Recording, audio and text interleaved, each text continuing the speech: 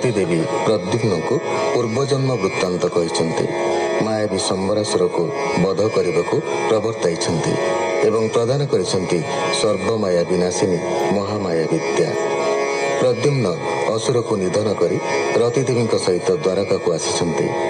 ରୁକ୍ମିଣୀ ପାଇଛନ୍ତି ପୁତ୍ର ଓ ପୁତ୍ରବଧୂଙ୍କୁ। ଏହାପରେ ଶ୍ରୀ ଶୁକଦେବ ସତ୍ରାଜିତ ଆଖ୍ୟାନ ଉପସ୍ଥାପନ କରୁଛନ୍ତି। ସେ ସ୍ୟମନ୍ତ ଗମଣି ସହିତ କନ୍ୟା ସତ୍ୟଭାମାଙ୍କୁ ଶ୍ରୀକୃଷ୍ଣଙ୍କୁ ଅର୍ପଣ କରିଛନ୍ତି। ଭଗବାନ ବାଚ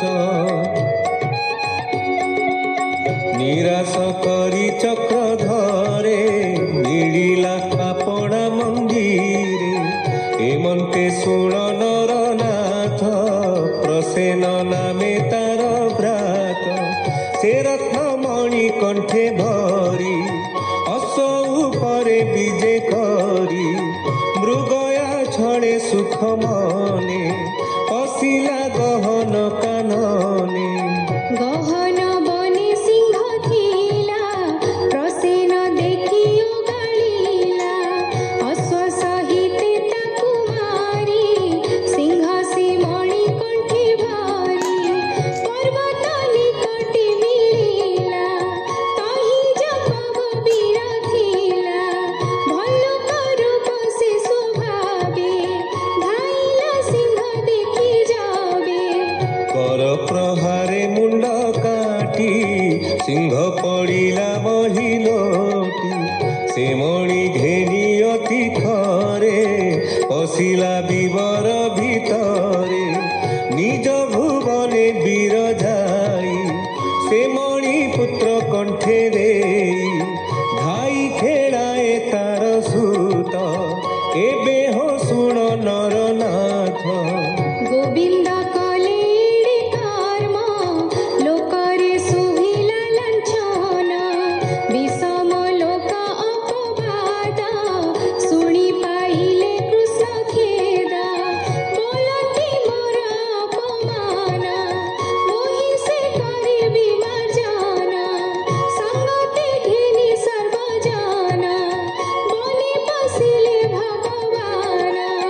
বনে খোঁজন্তি বনমালী প্রসেন হত স্থানে অশ্ব সহিতে বনে মারি। দেখি চকিত নরহরি বলন্তি মলায়ে কে মন্তে। দেখিলে সিংহ পাদ পথে পহণ্ড চিহ্নি সর্বজনে।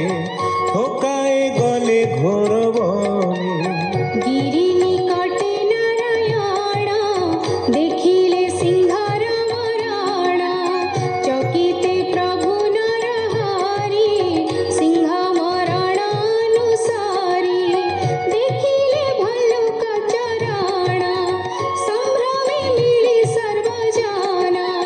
ভল্লুক পাদ চিহ্ন চাহি চলନ୍ତି অঙ্গুଳି দেখাই।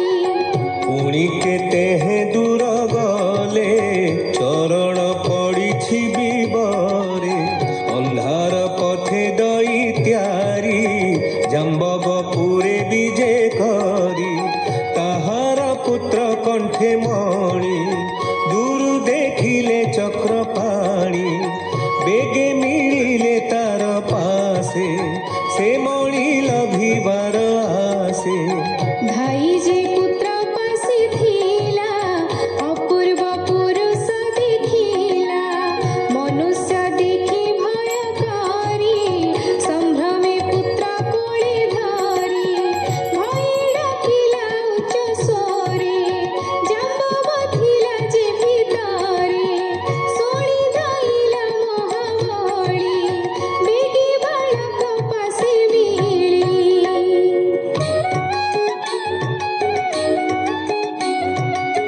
ଦେଖିଲା ପ୍ରଭୁ ଭଗବାନ ହୃଦୟରେ ଶ୍ରୀବତ୍ସର ଚିହ୍ନ। ଜାମ୍ବବ ଜଗନ୍ନାଥ ଚାହିଁ ମାୟାରେ ଚିହ୍ନି ନ ପାରଇ। বিষম মাল্য যুদ্ধ ঘোর জিଣିବା ସେ ବଳିୟାର ଜିଣି ନ ପାରି ମାଲ ଯୁଦ୍ଧେ ସମର କରନ୍ତି ଆୟୁଧେ ବୃକ୍ଷ ପାଷାଣ ପରେ ଧରି ପିଟନ୍ତି ଘୋର ନାଦ କରି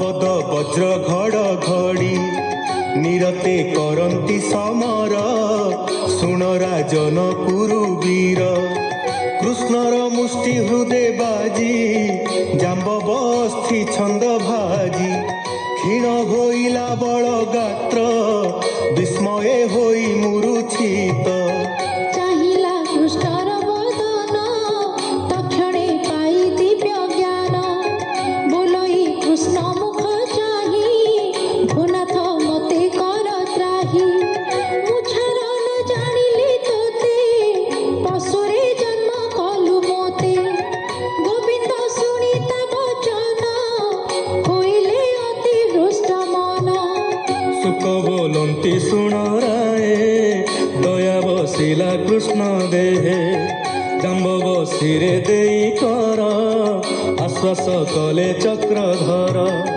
এ মণি হেতু তোর বীড়ে পশিলি মিথ্যাবাদ ছড়ে এ মণি যদুপুরে নেবি আপনা দোষ ছড়াইবি জাম্বব কৃষ্ণ বাক্য শুনি আনন্দ মনে পরিমাণি কৃষ্ণ হইলে মোর ঘর কিয় বা দেবী উপহার মোর দুহিতা জাম্ববতী তার সদৃশী কৃষ্ণপতি হেমন্ত মনে বিচারিলা কন্যার কণ্ঠে মণি দেলা কৃষ্ণর পাদ তলে নেই বলই শিরে কর দেই ভোনাথ পরম পুরুষ মোহর নঘেনিবা দোষ অনেক কলি অপরাধ ন চিহ্নি তোর পদ্মপাদ এমন্তে শুণ হো রাজন